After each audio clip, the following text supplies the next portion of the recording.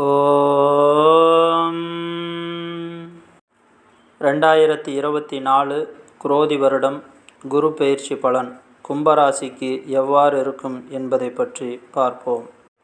சித்திரை மாதம் 18ஆம் நாள் 1/5/2024 புதன்கிழமை மதியம் 1 மணிக்கு மேசராசியிலிருந்து குரு பகவான் ரிஷபராசிக்கு பெயர்ச்சியாகிறார். கும்பராசிக்கு குரு பகவான் தற்பொழுது 3ஆம் இடத்திலிருந்து 4ஆம் இடத்துக்கு பெயர்ச்சியாகிறார்.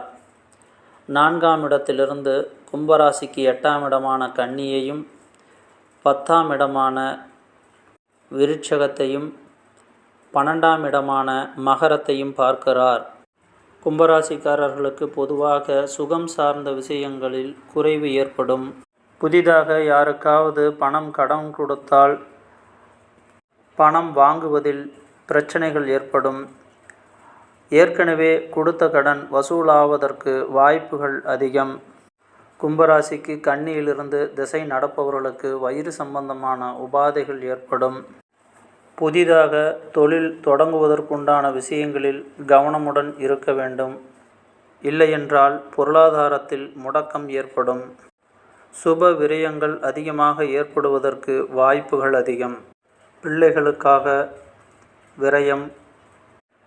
கும்பத்துக்கு 4ஆம் இடமான சுக்கிரன் வீட்டில் குரு பகவான் இருப்பதால் கும்பராசிக்கு 12ஆம் வீட்டை பார்ப்பதாலும் சுக சௌகரியங்களுக்காக பொருட்கள் வாங்குவதில் விரயம் அதிகமாகும்.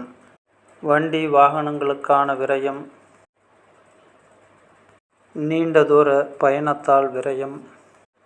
கும்பராசிக்கு 12ஆம் இடம் குரு சம்பந்தம் பெறுவதால் நீண்ட தூர கோவில்களுக்கு சுற்றுலா செல்வதற்குண்டான விஷயங்கள் அமையும்.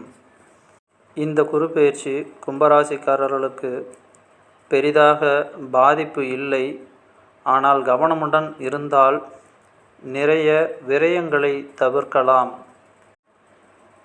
குரு சூரியன் சாரத்தில் சஞ்சரிக்கும் காலகட்டங்களில் கணவன் மனைவிக்குள் சுக சௌகரியங்கள் சம்பந்தமான வாக்குவாதங்கள் ஏற்படும். குரு சந்திரன் சாரத்தில் சஞ்சாரிக்கும் போது ஆரோக்கியம் சம்பந்தமான விஷயங்களில் கவனமுடன் இருந்தால் உடல் உபாதைகள் குறையும். குரு புரட்டாசி மாதம் 23ஆம் தேதியிலிருந்து தை மாதம் 22ஆம் தேதி வரை வக்ரகதியில் செல்லும் காலகட்டங்களில் தொழில் சார்ந்த விஷயங்களிலும் உடல் ஆரோக்கியங்களிலும் முன்னேற்றம் ஏற்படுவதற்குண்டான வாய்ப்புகள் அதிகம். குரு செவ்வாய் சாரத்தில் சஞ்சரிக்கும் காலகட்டங்களில் தொழில் சார்ந்த முயற்சிகளுக்கு நல்ல பலன் கிடைக்கும். கும்பராசியில் அவிட்டம் நட்சத்திரக்காரர்கள் அனந்த பத்மநாப பெருமாளை வழிபடுவது சிறப்பு. அல்லது மகாவிஷ்ணுவை வழிபடலாம். சதய நட்சத்திரக்காரர்கள் ஆஞ்சநேயரை வழிபடலாம். பூரட்டாதி நட்சத்திரக்காரர்கள் லக்ஷ்மி குபேரரை வழிபடுவது சிறப்பு. இந்த பொதுவான பலன்களை தங்களது சுய ஜாதகத்தில் தற்போது நடக்கும் தசா புத்தியின் அமைப்பை கொண்டு ஒப்பிட்டு பார்த்து நற்பலன்கள் எந்த அளவிற்கும் தீமையான பலன்கள் எந்த அளவிற்கும் நடைபெறும் என்பதை தெரிந்து கொள்ளுங்கள். இவை பொது பலன்களே. நான் உங்கள் கோவிந்தராஜ் சுப்பிரமணி. நன்றி, வணக்கம்.